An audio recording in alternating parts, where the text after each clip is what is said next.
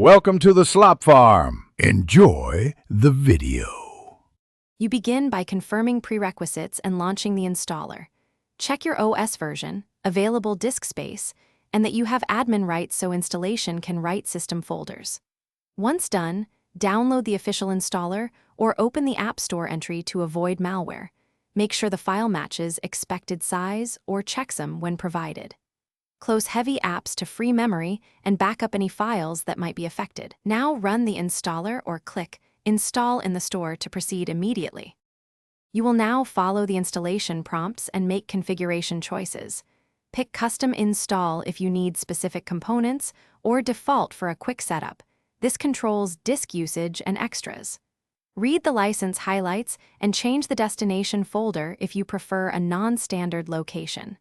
Decline optional toolbars or bundled apps. During installation, watch progress indicators and promptly allow any firewall or permission dialogues so services can register. Once the installer completes, let it run any post-install. Finish by launching the application and signing into any required account so features unlock.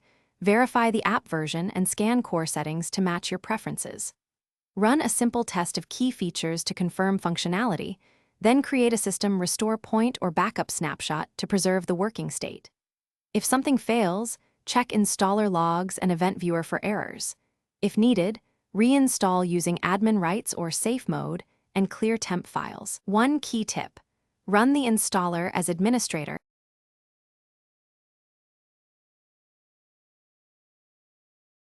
Thanks for watching. Consider subscribing if we helped you today.